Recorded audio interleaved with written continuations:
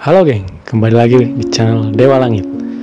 Oke geng, kali ini seperti biasa kita akan membahas 5 tempat angker. Yang kali ini kita membahas 5 tempat angker yang berada di Cirebon geng.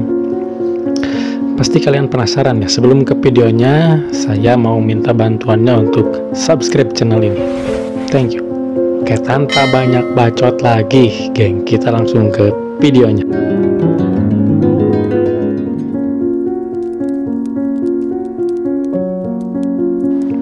Oke geng, tempat angker pertama di Cirebon ada Pohon Beringin, Jalan Pagongan.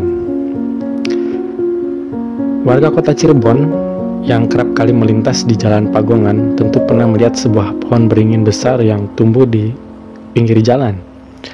Pohon ini berada hanya seberapa meter dari pertigaan jalan, dekat banget sama jalan ya geng. Di samping pohon beringin terdapat 3 buah makam milik Kiai Darus, Kiai Talka, dan Mbah Trik Manik. Emang kota Cirebon ini sejuta kiai ya, tempat sejuta kiai teman-teman. Menurut masyarakat setempat, pohon beringin ini sangat angker karena menjadi tempat persinggahan berbagai jenis makhluk gaib. Jika Anda dapat melihat dengan mata batin, Anda akan melihat dedemit seperti genderuwo, kuntilanak, sampai pocong katanya geng. Jika beruntung, Anda bisa mendengar suara cekikikan kuntilanak atau suara tangisan bayi yang tak ada wujudnya. Jika beruntung katanya geng, jika beruntung bisa mendengar. Mungkin bagi sebagian orang hal-hal yang cekikikan atau menangis sudah tidak aneh ya geng ya. Di belakang pohon beringin terdapat 4 buah sumur. Konon di sumur tersebut juga disinggahi ratusan makhluk halus. Sumur Belanda kayaknya ya geng ya, sumur lama. Di sumur tersebut juga disinggahi ratusan makhluk halus. Kadang-kadang makhluk tersebut menampakkan dirinya pada orang-orang yang berada di sekitar pohon tersebut. Banyaknya makhluk gaib di pohon beringin yang berada di Jalan Pagongan ini tentu saja membuat masuk dalam jajaran tempat angker di Cirebon yang bikin merinding. Lumayan ya geng ya, yang oke, yang mungkin teman-teman dari Cirebon tahu versi ceritanya, boleh komen di komentar ya geng ya, di kolom komentar. Apakah seseram itu gitu ya pohon beringin Jalan Pagongan ini? Oke, next geng, tempat angker kedua di Cirebon yaitu Stasiun Kaliwedi. Sebuah stasiun kecil yang tampak kumuh ini menjadi salah satu tempat angker di Cirebon yang ditakuti oleh warga setempat. Letak stasiun ini berada jauh dari pemukiman warga, tapi sangat dekat dengan sungai. Lokasi stasiun yang jauh dari keramaian inilah yang membuatnya menjadi tempat persinggahan bagi makhluk-makhluk halus di sekitarnya. Stasiun Kaliwedi tidak memiliki pembatas perlintasan rel, jadi kayaknya nggak ada palang pintu kereta apinya kayaknya geng, atau pembatas pinggirnya gitu ya. Saya kurang tahu, belum pernah ke sana, kita cari tahu nanti ya geng. Entah sudah berapa nyawa yang melayang di stasiun ini, berarti banyak banget korban di stasiun Kaliwedi ini geng. Pasalnya, orang yang lewat di atas rel stasiun ini tidak akan mendengar peringatan dari menara stasiun. Jadi semacam dibikin tuli kayak geng. Jadi resiko tertabrak kereta api yang lewat juga sangat besar. Pada tahun 2007, stasiun Kaliwedi sudah diberhentikan beroperasi. Namun rel kereta api di depan stasiun ini masih berfungsi. Jadi jika Anda berpergian dengan kereta api dengan tujuan yang melewati Cirebon, mungkin Anda akan melintas stasiun kumuh yang sudah tidak terawat ini. Oh, jadi stasiunnya udah diberhentiin, cuman relnya tuh masih aktif kayaknya geng ya. Kalau masuk jurusan Cirebon gitu ya, pasti melewat stasiun Kaliwedi yang sudah tidak beroperasi. Ya kalau geng-geng lewat sana, pas di stasiun Kaliwedi siap-siap aja lihat ke kaca gitu, kali aja ada yang melambai-lambai gitu ya geng. Oke, next geng, Di nomor 3 ada Hotel Beringin Cirebon. Tempat angker di Cirebon yang berikutnya adalah sebuah rumah tua yang berada di dekat lampu merah Gunung Sari, Jalan Tuparef. Kalau Anda sedang berhenti di lampu merah tersebut, Anda akan melihat sebuah bangunan seperti rumah tua yang kosong dan tak terurus. Saya suka ya bangunan-bangunan tua yang terbengkalai itu, suka banget gitu, geng. Suka dengan sejarahnya dan hal-hal mistisnya pasti ada, geng. Kesan angker melekat sangat kuat pada bangunan bekas penginapan Beringin, Hotel Beringin tersebut. Pasti ya yang namanya hotel, apa bekas pabrik, kalau yang udah ditinggalkan lama terbengkalai gitu, mantul, geng. Oke, kita lanjut ya, geng. Menurut salah seorang warga, Hotel Beringin dulunya adalah penginapan yang cukup ramai. Lokasinya yang strategis dan dekat Terminal Gunung Sari membuat penginapan ini diminati oleh masyarakat dari luar maupun dalam kota Cirebon. Jadi pada masanya hotel ini amat sangat populer gitu ya, yang bisa dibilang seperti itu. Oke, kita lanjut. Seiring berjalannya waktu, hotel ini kalah saing dengan hotel-hotel baru yang memiliki bangunan lebih bagus dan harganya yang terjangkau. Jadi biasalah pergurusan zaman ya, geng ya. Kita kan sekarang banyak yang murah-murah gitu, murah-murah dan fasilitas oke gitu ya, geng. Sementara hotel ini mungkin mengusung tema yang jadul, tidak ada pembaharuan gitu ya bangunan. Akhirnya Hotel Beringin ini tutup dan dibiarkan begitu saja oleh pemiliknya. Usut punya usut, Hotel Beringin ini menjadi istana bagi makhluk gaib. Mungkin ya bagi sebagian orang yang percaya gaib ya, saya juga termasuk yang percaya, bisa jadi sih, geng. Bangunan yang ditinggal lama, terbengkalai, tidak terurus biasanya, apalagi ada sumber air di sana, biasanya ya ditinggali makhluk-makhluk yang tak kasat mata. Oke, next di nomor 4 ada Gua Sunyaragi. Gua Sunyaragi sejatinya lebih cocok disebut sebagai candi ketimbang gua. Ini merupakan tempat wisata yang cukup menarik untuk dikunjungi. Jangan lupa itu, geng, yang mau wisata religi, disebut aja wisata religi ya, ke Cirebon mampir di Gua Sunyaragi. Sayangnya Gua Sunyaragi masuk dalam daftar tempat angker di Cirebon karena memiliki sejarah yang cukup kelam bila diingat. Agak merinding ya dengernya. Di masa penjajahan Belanda, Gua Sunyaragi sempat terkena ledakan bom.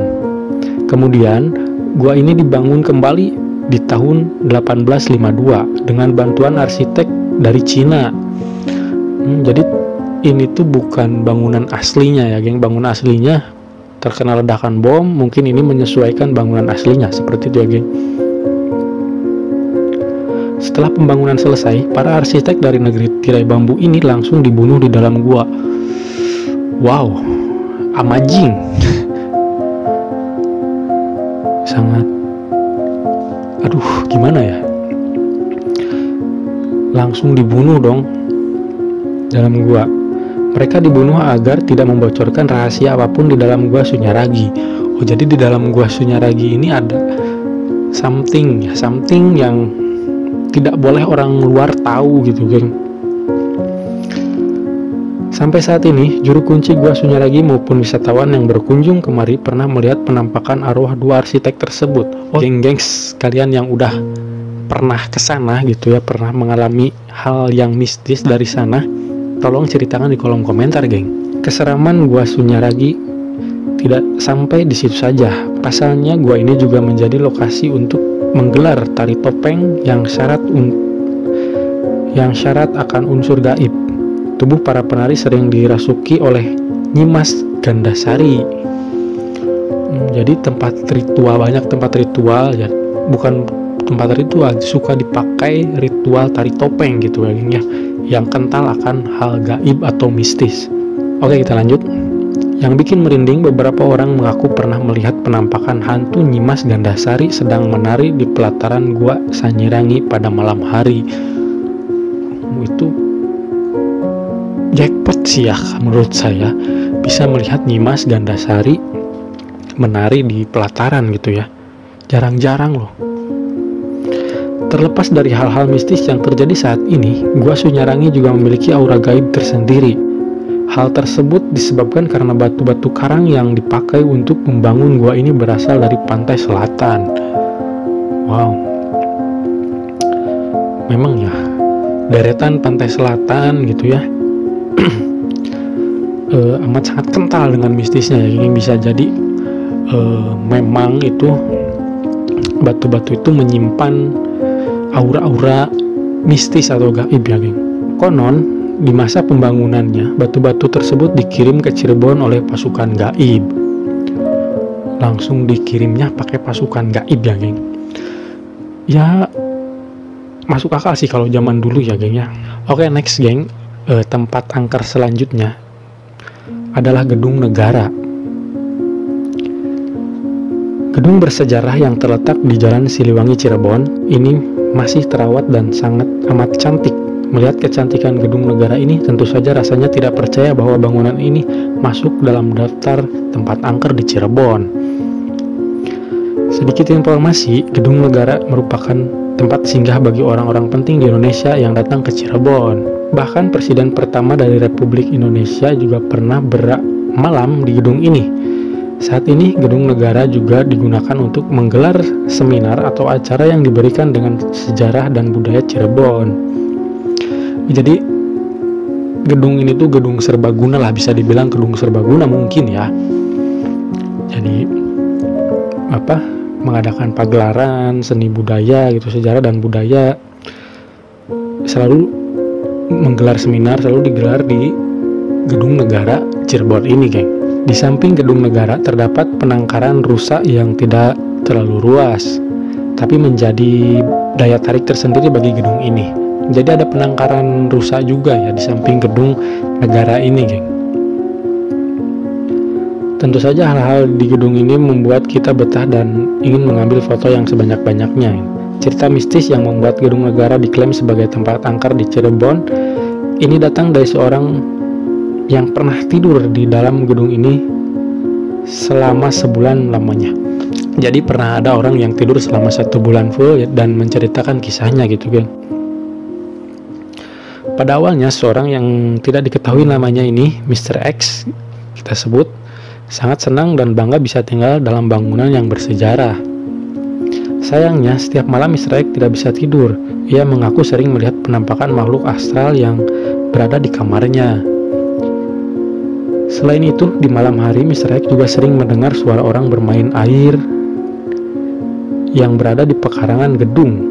Jadi di Gedung Negara ini di pekarangannya ada kolam gitu ya. Dia sering mendengar suara gemercik air gitu yang bermain air. Cukup ekstrim ya, bukan cukup ekstrim. Jadi saya bilang tampan dan pemberani Mr. X ini ya. Setelah dicek ternyata tidak ada siapapun yang bermain air di depan. Konon seseorang yang menginap di dalam Gedung Negara akan mendapat gangguan makhluk halus jika orang tersebut bukan keturunan raja. Oh, jadi Gedung Negara ini yang kalau bukan keturunan raja pasti akan dapat gangguan dari makhluk halus, geng. Menurut penjaga gedung, orang-orang yang menginap di gedung ini memilih untuk tidur di luar gedung. Memang sih ya, Indonesia ini kaya akan tempat-tempat bersejarah dan masih mengandung unsur-unsur mistis gitu ya, goib masih banyak gitu ya, geng ya. Kita tidak bisa menolak itu, kita tidak bisa terlepas dari hal-hal goib itu. Oke, geng, mungkin itu 5 tempat angker di Cirebon yang mau request atau wilayah mana yang pengen dibahas, komen aja di kolom komentar. Terima kasih, geng. Selalu hati-hati karena makhluk tak kasat mata ada di sekitar kita.